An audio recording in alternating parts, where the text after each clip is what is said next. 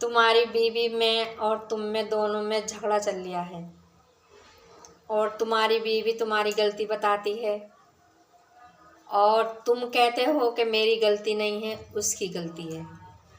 तो ये बताओ, ये तुम्हारा मसला कैसे हल होगा?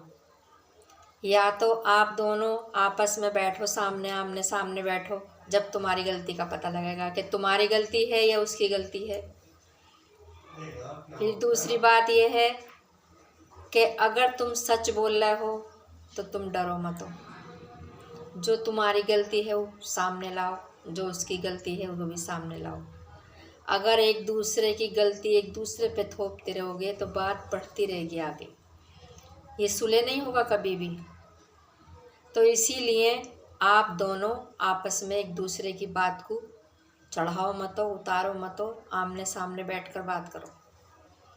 तभी तुम्हारी असलियत का पता लगेगा कि तुम सच बोल रहे हो या वो सच बोल रही है।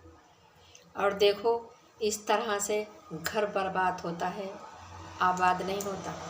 घर बर्बाद होता है, बच्चे परेशान होते हैं, माँ बाप दुखी हो जाते हैं, लेकिन मसला वहीं का वहीं रहता है। इसलिए कोई भी ऐसा गलत कदम मत उठाना जो तुम्हारे माँ बाप को भुगतना पड़े। समझ में आई? लेकिन ये है, अगर तुम्हें लगता है कि हाँ मैं गलत नहीं हूँ, तो घबराने की कोई ज़रूरत नहीं। आप सामने बैठकर बात करो, डरते क्यों हो? फिर तुम्हारी हर बात को सुना जाएगा, इंसाफ करा जाएगा आपके साथ। आप डरने का तो मतलब ही नहीं है। अच्छे से अच्छा आप खा रहे हो, अपनी बीवी को खिला रहे हो, बच्चों को भी शौक पूरा कर रहे हो, तो तुम्हें घबराने की क्या ज़रूरत है? तुम तो जो बात है सच बताओ, सच बात करो, झूठ मत बोलो। क्योंकि औरत भी अपने सारे परिवार को छोड़ के आती है सिर्फ एक आदमी के लिए। उसकी आप इज्जत नहीं करने के, उसकी कदर नहीं करने के, तो वो किसके लिए जीवेगी? सबसे पहले तो आदमी है, बाद में बच्चे हैं।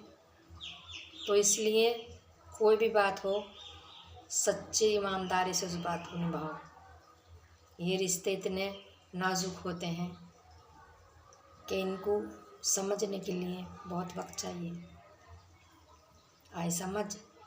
और बिल्कुल मतलब औरत को ना कमज़ोर मत समझो कि औरत कमज़ोर है। औरत सिर्फ अपनी इज्जत के मारे, अपने परिवार के मारे, अपने बीवी बच्चों के मारे वो हर जुल्म आपका सहती है, फिर भी तुम उसको गलत ठहराते हो। ऐसा मत किया करो। वो तुम्हारी बीवी है। अगर तुम उसकी इज्जत ना करने के तो बाहर वाला क्यों करेगा? बाहर वालों की क्या ज़रूरत पड़ी? अगर आप उसकी इज्जत करोगे तो बाहर वाला आपसे पहले करेंगे। आई समझ? और जो अपनी बीवी हो जाती है वो कोई नहीं होता। जो बीवी अपने पति की, अपने शौहर की कदर करती है, उसकी फ़िक्र करती है, खाने की, पीने की, उसके दुख की, सुख की, कोई नहीं कर सकता। या फिर माँ करती है।